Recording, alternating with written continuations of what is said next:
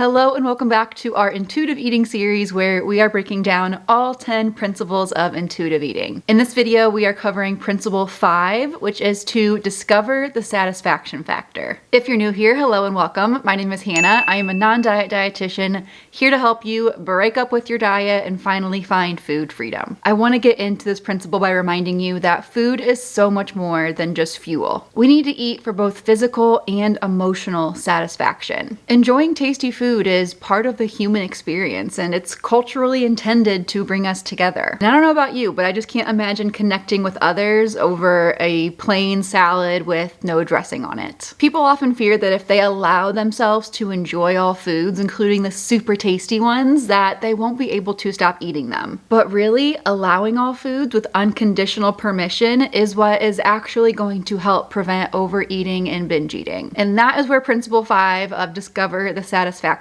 comes in. If you haven't watched the videos on principles 1, 2, 3, and 4 yet, I will link those down below. Allow me to walk you through a sample scenario. You've really got a hankering for some sour cream and onion potato chips. But because you're on a diet and diet culture says that chips are unhealthy, you decide to opt for some rice cakes instead. The rice cake though doesn't quite cut it, so you have another one. Still not satisfied, you go for some carrots. Maybe the crunch is what you're looking for. In the end, because you are unable to fill the void of that craving for potato chips, you end up eating a whole family-sized bag of them. This causes you to feel super guilty and you commit to starting over tomorrow. If you're watching this video, I'm sure you've experienced that scenario before, and it feels super crummy. But there is an alternative. You really want some sour cream and onion chips, so you have some sour cream and onion chips. And because you know they won't be very filling on their own, you decide to pair them with some veggies and a dip. You find that you feel satisfied after eating a handful or two of chips with the veggies and dip. Your taste buds, your belly, and your brain are all happy. The lesson to be learned here is that it is okay to enjoy your food. You're allowed to eat tasty, delicious things. Many people are fearful of allowing pleasure into the eating experience because they worry that they will seek food in an uncontrollable fashion. However, quite the opposite tends to be true. Deprivation is what leads to that backlash eating. Allowing all foods and eating foods that you actually enjoy will lead to that self-limiting eating. You'll be able to stop once you feel satisfied. So,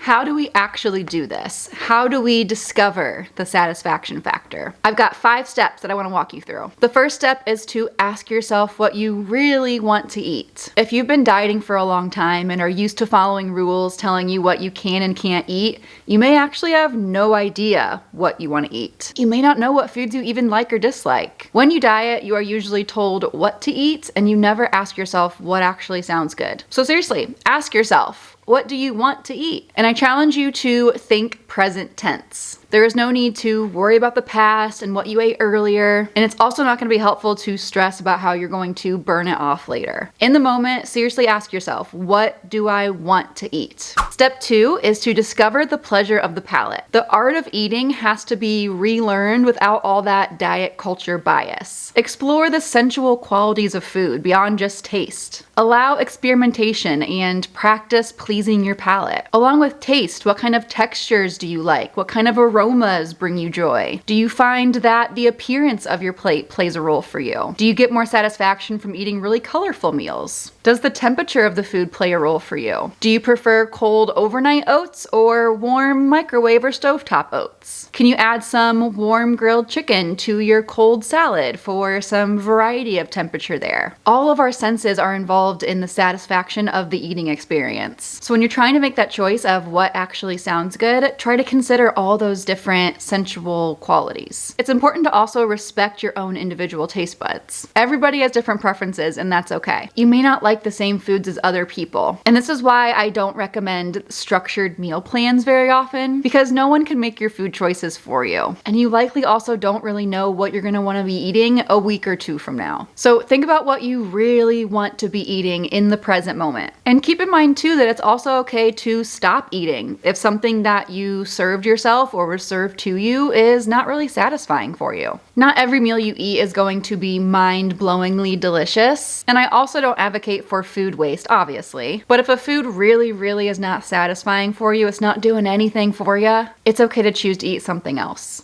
This will of course depend on the situation, and when it comes to making food for yourself, you'll likely just keep getting better at knowing what types of foods you enjoy. With practice, you won't really need to think about it all that much. All right, Step 3 of discovering the satisfaction factor is to make your eating experience enjoyable. There's something known as the 3 S's of eating that was coined by the intuitive eating creators. The 3 S's are to eat slowly, eat sensually, and to savor every bite. This is basically just another way of saying try to be present with your meals and eat mindfully. When we eat really quickly and don't really give ourselves the time to think about the meal and enjoy it, it's gonna really decrease that satisfaction factor. Another practice to make the eating experience more enjoyable is to try and eat before you get overly hungry. If you wait to eat until you're overly hungry, your biological need for food is going to take over that ability to eat mindfully. You might find that you are just scarfing down food as fast as you can because your body just needs the energy. And when that's happening, there's going to be a very low chance that you are able to actually pay attention to the taste, the texture, the temperature, all those different qualities of the meal. It also might help to cultivate a really positive eating environment. I know it's not always possible to do this, but if you can, try to eat in a place that is pretty quiet and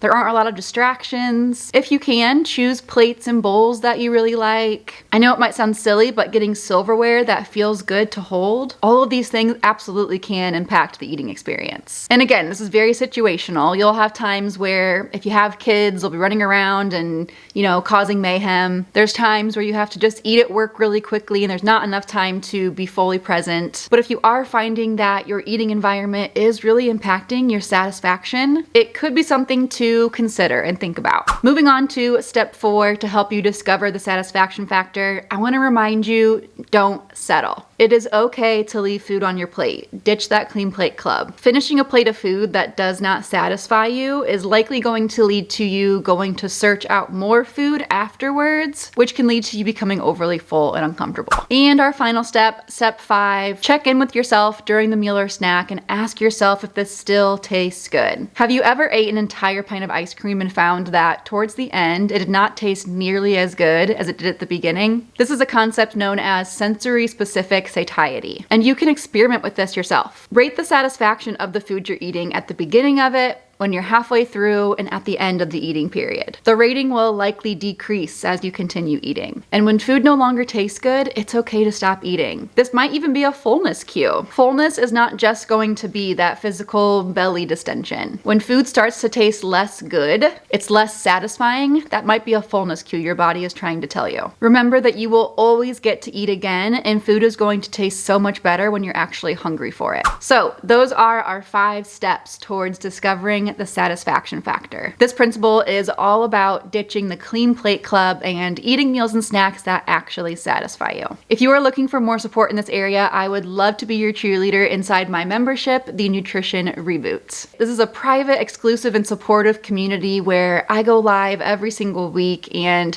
provide encouragement and guidance on whatever you're struggling with when it comes to your diet ditching journey. As a member, you'll get access to a private Facebook group as well as a super extensive library of all of the past trainings that we've done. We've also got recipes and a resource vault with tons of handouts and worksheets, all there to guide you so you don't feel like you are jumping into the deep end of ditching the diets. If you want to learn more or become a member, I will leave a link in the description below. And that is a wrap on this video. Thank you guys so much for tuning in. Make sure you like this video if you enjoyed it, and don't forget to subscribe so you know when I post part 6 of the series. Thanks for watching. I will see you next time.